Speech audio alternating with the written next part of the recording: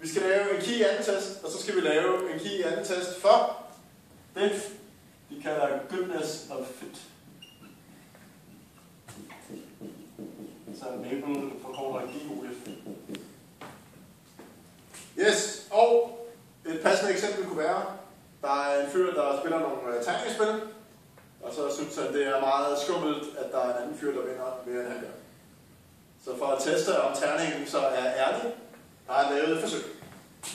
Han har slået 120 gange, og så har han nogle resultater. Hvad hedder? Hvor mange gange har du slået 1'ere, 2'ere, 3'ere, 4'ere, 5'ere og 6'ere? Og så ud af 120 slag. Og så kan vi sige, at han opdager så, at han slår 10 1'ere, 27 2'ere, 16 3'ere, 18 4'ere, 24 5'ere og 25 6'ere. Yes. Hvordan finder man så ud af, om man, og så starter vi at bruge signifikanskolen. Det var 5%.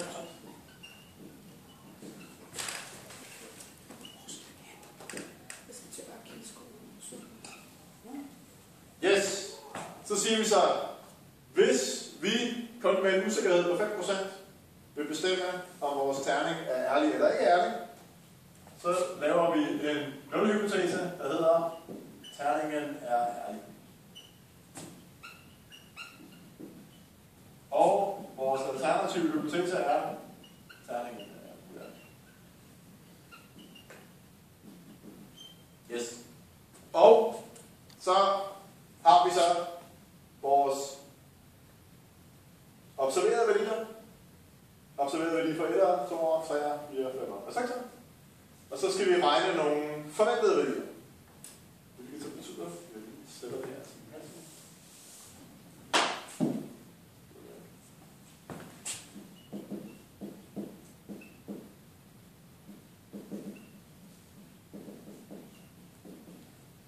og siger, det er det, de observerer.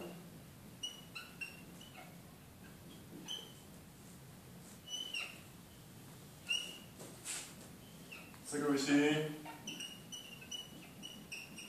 det forventede antal, siden vi har 120 slag, der er 6 muligheder, så må det forventede være, at der er lige mange af hver.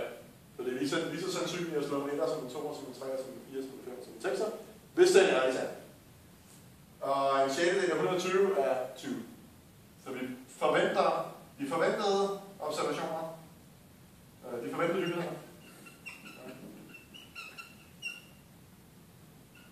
er 20, 20, 20, 20, 20 og 20. Og så fordi der er 6 muligheder, så siger vi så, at frihedsgraden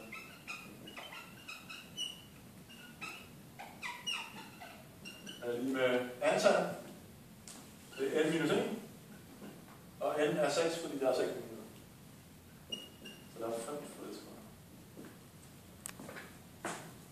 Yes. Og hvad skal vi så? Så skal vi lave det, som Jack viste lige før. Så skal vi regne den her key i anden test.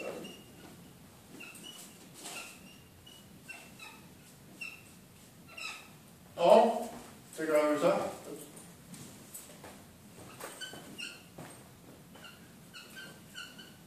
Vil jeg sige, det er summen af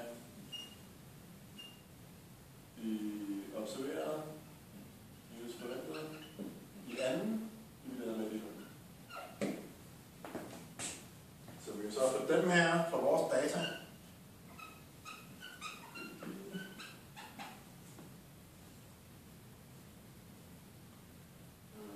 Observeret er det 10. 10 minus 20 over 20. 27 minus 20.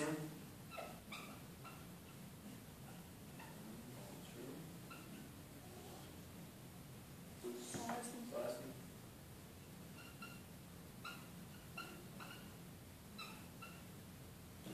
Og så vil jeg så undlade at skrive dem alle sammen op, men slutter med 25.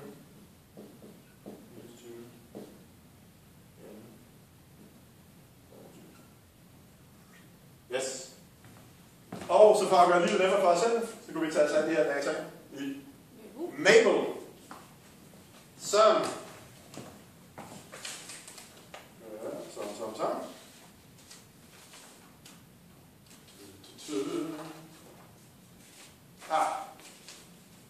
Hvor det ville være klogt at skrive noget med restart. With gym, for det første. For at starte vores gymparty. Et kolon, hvis man ikke kan se på alle de der kommandoer, den er fået af. Og så restart, bare sådan for at være på den ekstra helt sikre side af den reset alting. Og så vil vi tage sådan de observerede værdier. Sådan en firkantet parentes.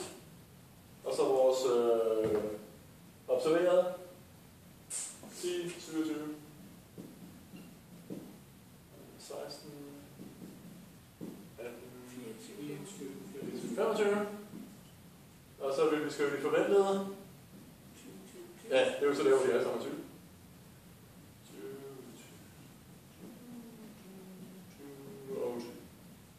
Yes. Og så vil vi bede den om at lave sådan en key anden, som hedder key kvadrat med stort K. Key kvadrat gof test. VBT test. Komma ops car. Og så må jeg bede Jack om at lave den snede på her. Det var godt sagt. Du har den ikke helt op at køre? Jo, jeg er inde på mail. Jeg har lige en ting til dig. Du skal lige skrive mærke på, at du skal skrive restart først, og så with gym bagefter. Virker det bedre? Det er det, den siger. Okay. Vi retter lige det.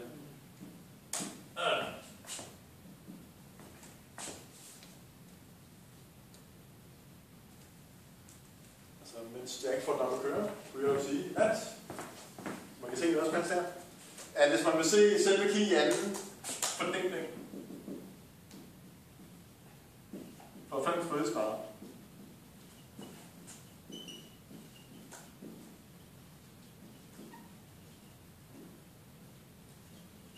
så kan man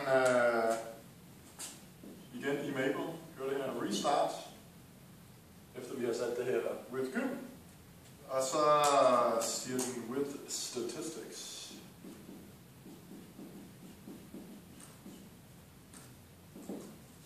Og stort X, kolon lige med random variable.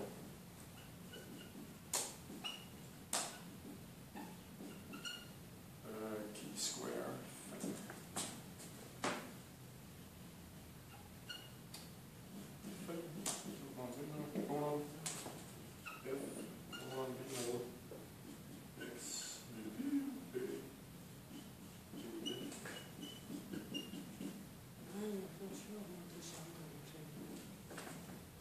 Og plat fx kan man x blive med 0, 2, 20. Yes! For det, hvis man gør det her, kommer den her smarte kurve. Så man kigger an for det gang, som kører sådan her cirka.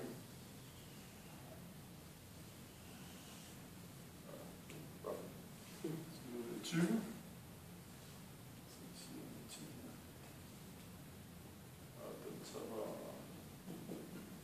Yes! Godt! Og så er Jack og ser, at man er færdig med at regne her, tror jeg. Ja. Yes! Hvad vil du have? Så vil jeg gerne have... Kig af den størrelse. Alex, det står jo i papir. Det gør det faktisk virkelig. 10,5 grader. Det er jo rigtigt. Frihedsgrad 5. Kritisk er 11,07. Og p-værdien er 0,062246. Og så ser vi så den her konklusion er så, at vores terning, fordi den her p-værdi er større end 0,05,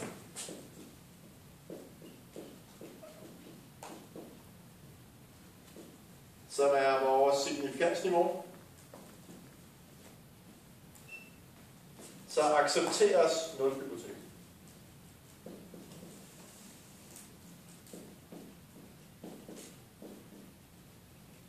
Det vil sige, vores terning er ærlig. Havde den her p-værdi været mindre end 0,05, havde den været 0,04, så vil vi afvise vores nulhypotese og sige, hvis vi afviser nulhypotesen, så må terningen være uærlig. Tada! Fantastico!